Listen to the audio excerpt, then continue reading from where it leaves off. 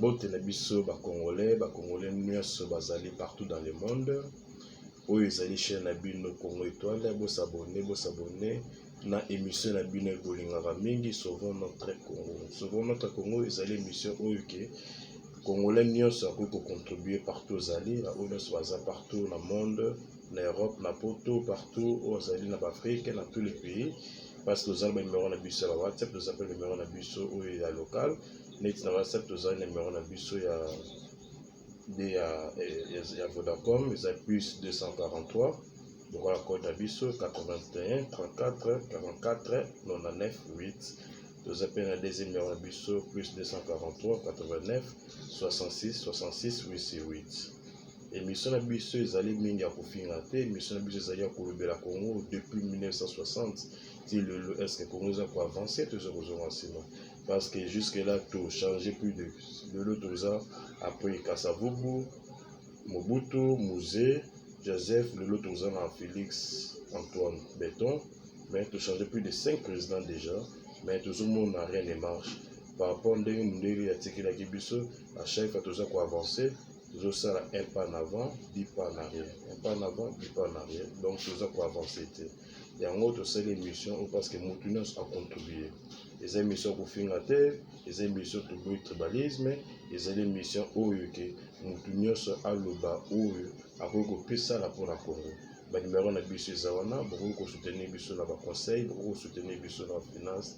Pour soutenir biso na matériel, pour soutenir biso na oignon, ce bengami peut-être pour à la peine na histoire pour nous partager, on va partager ensemble. Biso na Congo, nous sommes là pour informer bino na makambo nyonso za koleka na Congo sur le plan politique et tout. Merci, na se présenter ngai Beniko, nazali moko ya bino ndeko na bino, mwana na bino leki na bino. Nous sommes là pour faire avancer notre pays parce que jusque là notre pays ils a quoi marcher. Qui peut-être ceux qui Mobutu a longué ou à après Mobutu d'ailleurs reporter solution. Mais tout le monde toujours mis sous souci là. Le qui après musée peut-être ou après c'est mon musée à quoi faire avancer le pays mais non toujours mis sous. Le qui peut-être avec le fils Joseph Kabila pour faire avancer le pays mais toujours mis sous ma case c'est vraiment comme il essaie de pays dans le monde pour que ceux qui va détourner Mbongo va détourner un million. Mais et pourtant Congo est le pays le plus pauvre du monde.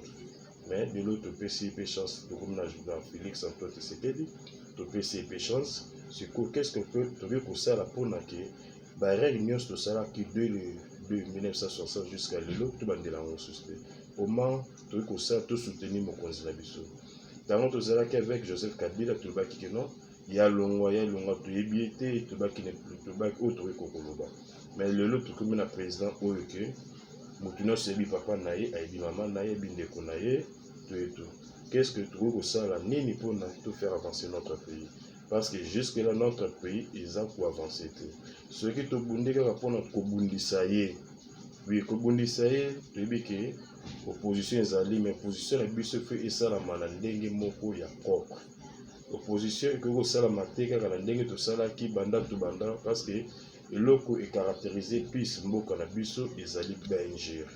To finga naka to banaka mabe to yebaraté eloko ni to ko apporter dans mboka na biso. Mais pourtant ko apporter quelque chose na mboka ezala raté kozala président.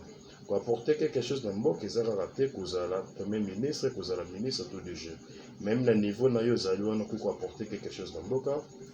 Lumumba apporter quelque chose dans mboka, zaki kaka un simple travailleur dans le parlement à l'époque.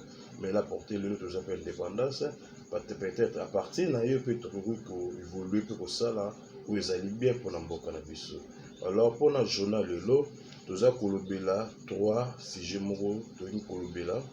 Premièrement, tu kolobela comment faire développer notre Congo. Deuxième sujet, tu kolobela sur discours à l'élu à Martin Fayulu. Il y a le lot le 11 février 2021.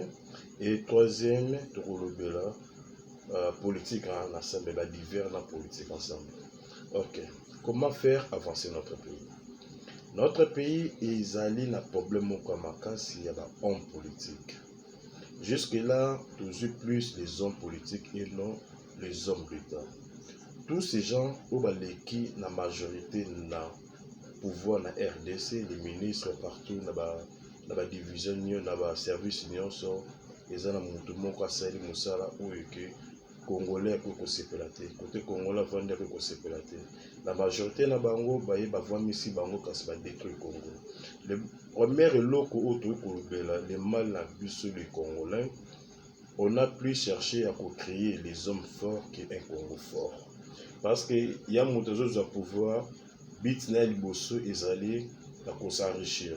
Ce cas s'enrichir, il y a la famille na ya semi balopango na poto, asumi balopango partout à Bosani Congo. Lobi ya kokoma fort après ceux qui problème mais bangi bakanga et remona batamboka na ba telemi lobi non, ne touchez pas notre frère, ne touchez pas notre frère. Ils oublient que même les frères là hier qui n'a pouvoir à cela qui a tel comment tata boutique ils en mboka na. Donc comment faire avancer notre pays?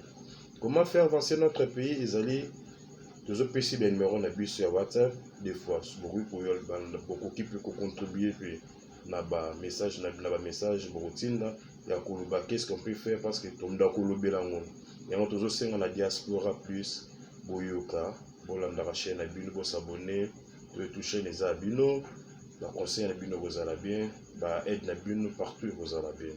Comment faire avancer notre pays? Notre pays a un sérieux problème. Problème en beaucoup na bus ezali la majorité bateau ezali plus on doit qu'est-ce qu'on peut faire local bosso. C'est l'homme politique qui est le problème à notre pays. Et deuxième loko, il faut que Bunda changer mentalité. Parce que on peut faire tout. Tokoki ko sala ndengini. Mais tant que mentalité na biso eza abonyama, pour faire avancer notre pays. On doit faire tout pour comment faire pour avancer notre pays. Pour avancer notre pays, il faut que le Kabato soit capable de faire quelque chose. Mais tellement ils allaient plus politiser. Avant, ils accéder à un poste quelconque, il faut que parti ou ta tribu. Alors, il faut nous tous, les Congolais, partout aux alliés dans le monde entier, de télémélango. Côté mélango, ils ont raté que c'est la résistance pour finir. Pour passer dans les réseaux sociaux, pour passer dans la TV, pour finir l'autre, parce que Moutaza parfait dans le Congo, dans le monde entier. Même le LOL, dans la diaspora. Mundele il a compris cela. Il a dit que non, il faut la faire avancer. Il y a le lobby sur quoi vivre, que les potes ça la boue, va changer nationalité. C'est possible de faire ça aussi pour le Congo parce que le lot sur le Congo il s'est développé, toute l'Afrique il s'est développé. Parce que sur la documentaire toujours autant sur la 54 richesses où ils ont dans le monde, la matière première, Congo a plus de 48. Et Congo a d'autres richesses au coût de intégrant la richesse. Donc, c'est déjà une grande chose. Et Congo, ils ont la matière première.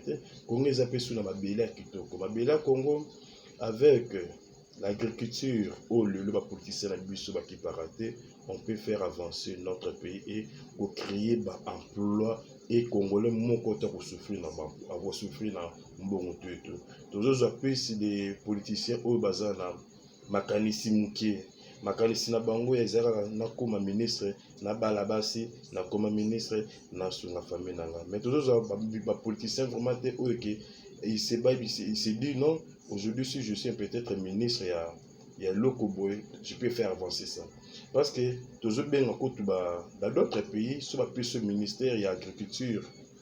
Il y a un ministère où nous sommes conviés. Mais bien sûr, il y a 4 ministères. Ministère à budget, ministère il y a finance, ministère à portefeuille, ministère il y a affaires étrangères et ministère intérieur. Parce que depuis que le ministère on a sur il y a bon les autres sécurité mais ils ont tout le monde a songé que pour créer ce ministère de l'agriculture et se développer. Parce qu'aujourd'hui dans le Congo, les fonctionnaires basés dans le ministère de l'agriculture sur Moni Bango, je vous dis, pas si. Parce que nos politiciens, comment créer? Il faut qu'on créer. Oui, peut-être que tu as raté, mais pour que tu aies des collaborateurs, il faut faire avancer notre pays. Parce que ceux qui savent qu'à Fachi ou Eleki, Fachi, ça n'est rien pour les Congolais. eza kaka ye moko te, si biso nyonso tolikisi 5 ans pamba. Alors avec le 32 ans Mobutu, 3 ans ya Kabila musée, na 18 ans ya Kabila le fils, non, on dit non. Il faut tout apporter quelque chose pour l'emboka na biso. Ceux qui doivent apporter quelque chose, c'est Mundela qui apporter les biso de l'autre côté. Les blancs, ils sont là parce que baibike. Bango obino bozanango, bango bazanango.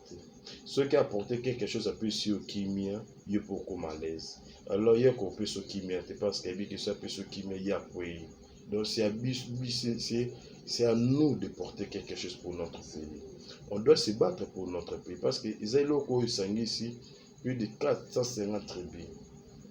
Tozara neloko moko c'est le Congo. Alors ceux qui le lobby sur le Congo, toboy ko soutenir nos dirigeants, toboy ko soutenir toboy ko soutenir population na biso bande ko na biso bazana est bazo ko kufa tongo midi poko. Nanga ko sunga biso. Tozomona lelo avec makambo isalama na Kasai. Soko eki mundele azol bakaka les désespère ya on est. Mais ils oublient que ils ont plus de 3000 à 5000 personnes les Congolais bakufa kaka pour la guerre. Pour na bango wana ce sont tem sous banyama babu kufa mais ba espère on wana bango nde bazali. Alors ceux qui biso mon côté mundela ko bundela biso te. Comment faire avancer notre pays? Comment faire développer notre pays?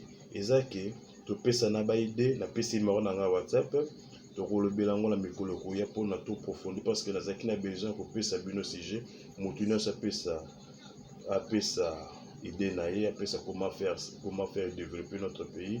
Donc si ekokoma pe na ba konzi pe ba koyoka pe ba kolanda ba mission na biso pe bango pe ba faire avancer notre pays ba yebelo konini pepe lingi pepe lingi alia bien pepe lingi kurinzala pepe lingi kende musala zonga musala pe yango baselela musala pour que mutu fo a se développer ye moko mais ya musala ezate ya avancement ezate kasa malongo ezate be kola malongo ezate yango mutu ko évoluer te yango mutu ko baluka kaka yango ba jeune garçon na biso lelo baza ko mela biloko toujours benga ba bwaka parce que ils savent pas comme biloko ni ba ko sala malongo. Alors notre gouvernement yépe irresponsable azo ko yeba te comment faire pour na orienter même ba jeune parce que lelo la jeunesse la Congo est détruite. Comment faire pour kosunga bato na biso ya este kuna na Kindu kuna Kivu kuna kotuna Goma kuna kote ba guerre ezali tout est nous va déplacer. Vous les diaspora bozana poto qu'est-ce que vous ça la rapport na kosunga bande kuna biso na este la majorité na bino bozaka koleka na TV kofinga koloba mais bamboka monsieur savait ba situation pareille il contribue pour na kosunga bande kuna bango mais vous là-bas vous êtes plus pour na kofinga koloba mais kofinga to bande kofinga banda 1960 ti lelo et avancer Congo te mais tout changer puis comment faire la politique tout changer et ça les nabiso parce que les seuls nabiso ceux qui tout changer en gros peut-être notre pays on va avancer peut-être bakambo belé malgré tout ata 100% solution te on va prendre peut-être à la moitié solution de Congo partout dans tout le domaine à Congo est. Alors il y a bien besoin de faire un beaucoup de pesa puis beaucoup de soins besoin de faire donc besoin de ata le ba PC présidence dans papa oyo lingi na mutu na candidat no lingi mais na comportement la biso ba congolais besoin c'est parce que tribalisme coûte tellement mingi toujours mieux bateni tout ça là pour faire avancer notre pays. Deuxième si je n'abiso na kolobela puis c'est pour point de presse de Konabiso Martin Fayulu à Salaki. Omoni eza passe mingi na Congo na biso ba africain. To comprendra ka na nzuka. Des fois, yo ozangelo ka koloba, il faut pas kolekana devant les gens devant la presse ya koloba oyo ba sentiment. Oyo de Konabiso Martin Fayulu sali moi ba discours na je suis pas contre lui azali muto tozaki na IDPS ba marche be to kenda na ibi mande commentaire Fayulu ya tondo ko marcher bazaki bato bazaki liboso leur marché na bango, mais c'est la politique. Mais nous, la population politique, wana ndenge lelo ebundisa bakasien na batabandulu. Mais pourtant na histoire RDC, les kasien na batabandulu bazali des provinces bakangama mingi pe babalana pe mingi. Donc ba politique et ba haine wana, ba politique ya koloba pour créer quelque chose na mitema ba congolais, c'est pas bien.